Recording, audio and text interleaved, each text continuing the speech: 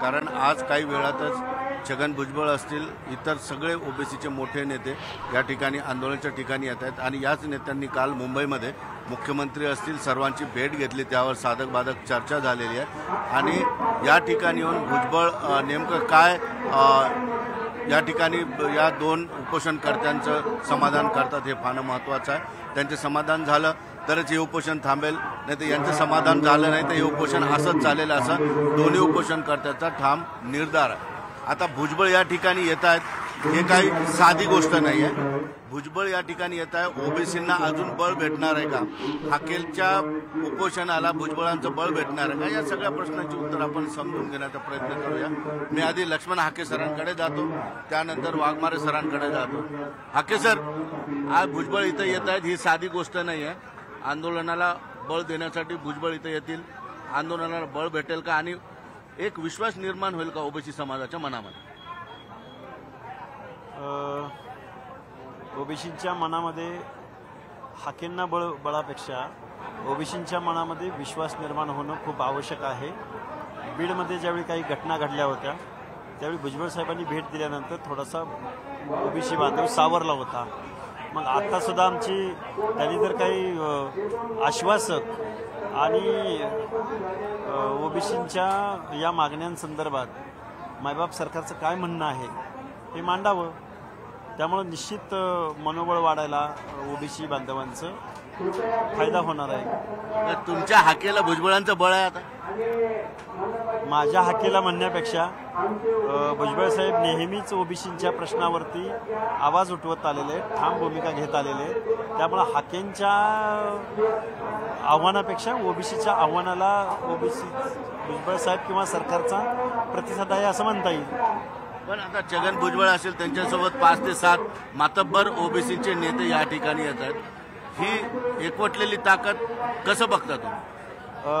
नेत्यांच्या ताकदीपेक्षा ओबीसींचा आवाज सरकारच्या दरबारापर्यंत कसा पोहोचेल आणि तो कसा त्याचा निवाडा होईल हे पाहणं आत्ता सध्या तरी महत्त्वाचं ठरेल।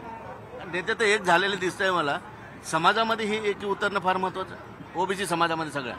मी नेहमी सांगत आलोय की आपले हक्क आणि अधिकार आपल्याला टिकवायचे असतील तर फुले शाहू आंबेडकर आता जन्माला येणार नाही, तर ओबीसी बांधवांनी, नेतृत्वानी, महिलांनी, सुशिक्षित वर्गांनी या सगळ्या लोकांनी एकत्र येणं आणि आपले हक्क अधिकार टिकवणं हे खूप महत्त्वाचं आहे। सर, मराठा समाजाचं आंदोलन, ओबीसी समाजाचं आंदोलन, सरकार कात्री सापडल्याचे अनेक आता टिप्पणी येऊ लागल्या, तशा पद्धतीचे निष्कर्ष काढू लागले। तुम्हाला वाटतंय का खरंच सरकार कात्री सापडला असेल तर तुमचा जो अभ्यास आहे तो काय सांग?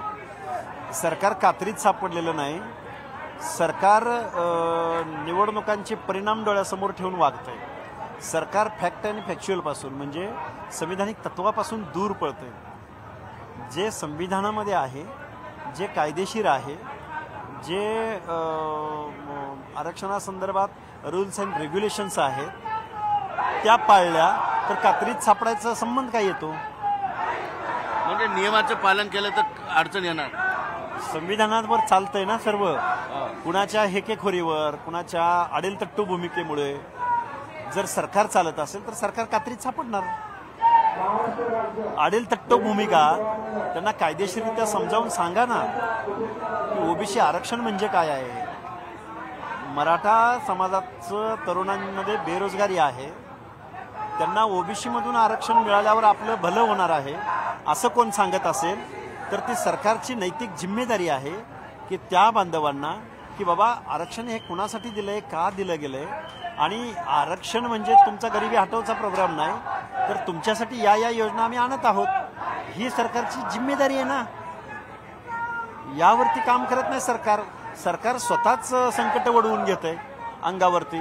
कोणतरी माणूस उठतो काय आणि काय करतो काय आणि शासन त्याला रेड कार्पेट घालतं काय, हे आवडलेलं नाही मला। मी माझं मत विचारलं म्हणून मी तुम्हाला सांगितलं। मी शासनाला सल्ला देणं एवढा मोठा आहे की नाही माहिती नाही, पण महाराष्ट्राचा, देशाचा नागरिक आहे, मला जे वाटतंय ते मी तुमच्यासमोर मांडतो। सर, आता मराठा समाजाचं आंदोलन राजकीय पटलावर गेल्याचं दिसतंय, ओबीसी समाजाचं आंदोलन राजकीय पटलावर जाताना दिसतंय, एकंदरीतच आता दोन्ही आंदोलन हे राजकीय पटलावर जाणार? राजकीय पटलावर म्हणण्यापेक्षा जे शासन असतं विद्यमान त्यांनी ते प्रश्न सोडवायचे असतात. प्रश्न सुटले नाही म्हणलं तर मग जनतेच्या दरबारात आंदोलन करावं लागतं आणि मग शासन आंदोलनाचा जर परिणाम शासनावर होणार असेल आणि शासन जर ढिम्म भूमिका घेणार असेल तर शेवटी जनतेच्या दरबारात जावं लागतं. त्यामुळे राजकीय म्हणण्यापेक्षा जनतेची लढाई लढावी लागेल आमच्यासारख्या माणसाला. प्राध्यापक लक्ष्मण हाके, आपली भूमिका